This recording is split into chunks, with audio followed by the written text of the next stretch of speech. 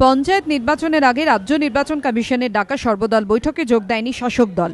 রাজ্যের 12টি পুরসভার ভোটের আগে অবশ্য কমিশনের ডাকা সর্বদল বৈঠকে যোগ দিল তারা। বৈঠকে অবাধ ও শান্তিপূর্ণ ভোটের পক্ষে সওয়াল করেছে তৃণমূল, যদিও বীরভূমের দলীয় জেলা সভাপতি অনুব্রত মণ্ডলের প্রসঙ্গ এড়িয়েই গিয়েছে। শুক্রবার কমিশনের ডাকে সর্বদলীয় বৈঠকে যোগ দেন শাসক বিরোধী দলের সব প্রতিনিধি। এদিনই রাজ্যের 12টি পুরসভায় ভোটের বিজ্ঞপ্তি জারি করে কমিশন জানিয়েছে আদালতের নির্দেশ অনুযায়ী 21শে সেপ্টেম্বর ভোট হবে। আলিপুরদুয়ার, মেখলিগঞ্জ, হলদিবাড়ি, ডালখোলা, বালুরঘাট, দুবরাজপুর, গুসকরা, বর্ধমান, চাকদা, হাবড়া, পানিহাটি ও ডায়মন্ড হারবার পুরসভায় বিজ্ঞপ্তি জারি হওয়া এদিন থেকে কার্যকর হলো আদর্শ আচরণবিধি। যে পুরসভাগুলিতে ভোট একমাত্র সেই এলাকাগুলিতেই আচরণবিধি বলবৎ হবে।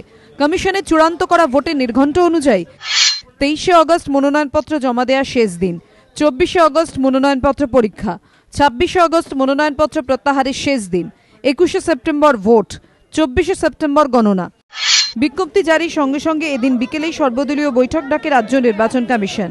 বৈঠকে অবাধ ও শান্তিপূর্ণ ভোটের পক্ষে সওয়াল করে তৃণমূল।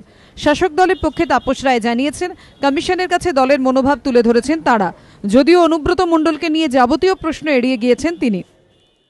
এই প্রশ্নটা আমার মনে হয় এখানে একবারের জায়গায় 3বার হলো, এটা চতুর্থবার হচ্ছে।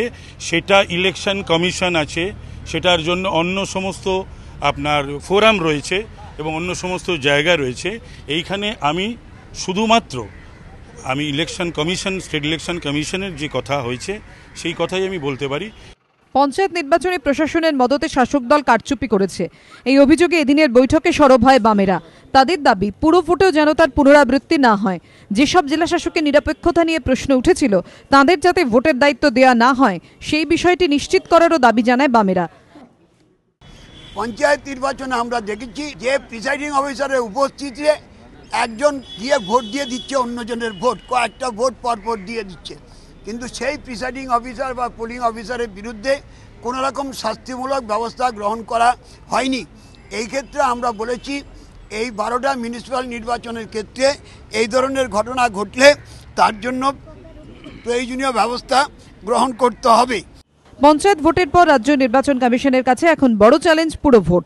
অবাধ, নিরপেক্ষ, শান্তিপূর্ণভাবে পুরো ভোট করাতে কমিশন কি পদক্ষেপ করে সেদিকেই এখন নজর। দীপক ঘোষের রিপোর্ট, এবিপি আনন্দ, কলকাতা।